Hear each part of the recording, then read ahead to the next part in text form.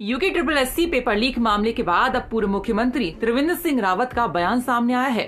उन्होंने कहा कि प्रदेश में भर्ती घोटाला चिंता का विषय है। और चिंता का विषय है कि हमारे जो सुयोग्य बच्चे हैं और कुछ शॉर्टकट चलने वाले लोग, कुछ रिश्वतखोर लोग हमारी उस एजेंसी को कहीं ना कहीं प्रभावित कर रहे हैं। उसके बारे में विचार करने की आवश्यकता है, क्योंकि पिछला जो रिदम था जब कांग्रेस का, उस समय भी जब मैं सीएम बना था, उस समय भी इस तरह का घोटाला पकड़ में आया था। अब फिर इस तरह का घोटाला सामने आया है और मुझे ध्यान है कि उत्तर प्रदेश में भी एक बार बहुत पहले अधीनस्थ सेवा चयन आयोग बना था और इन्हीं कारणों से उसको फिर भंग करना पड़ा था। तो अगर इस तरह से अत्याचार होता है हमारी नई जनरेशन के साथ तो सरकार को चाहिए कि उसको भंग करने पर भी विचार करे। पर बड़े मछलियों को पकड़ने की नहीं हो पाता। निश्चित रूप से कोई भी हो उसको पकड़ा जाना चाहिए और उस पर सख्त से सख्त कार्रवाई होना चाहिए।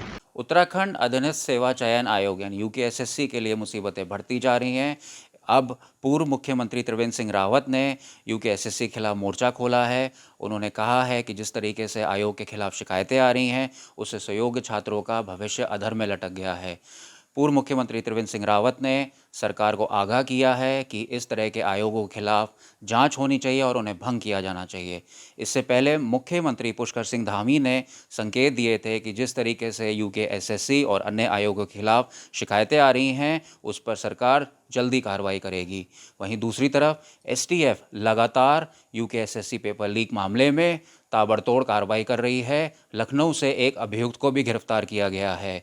अब देखना होगा कि सरकार किस तरीके से इन आयोगों पर कार्रवाई करती है और भ्रष्टाचार पर प्रहार करती है। कैमरामैन अनिल बडोनी के साथ अंकित शर्मा, देहरादून, उत्तराखंड तक।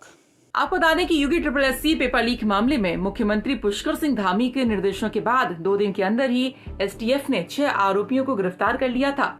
साथ ही सीएम धामी ने सख्त रुख अपनाते हुए भ्रष्टाचार के खिलाफ जीरो टॉलरेंस पॉलिसी के तहत भ्रष्टाचारियों पर कड़ी कार्रवाई करने की बात कही थी। फिलहाल पूरे मामले पर जांच चल रही है। देहरादून से अंकित शर्मा की रिपोर्ट।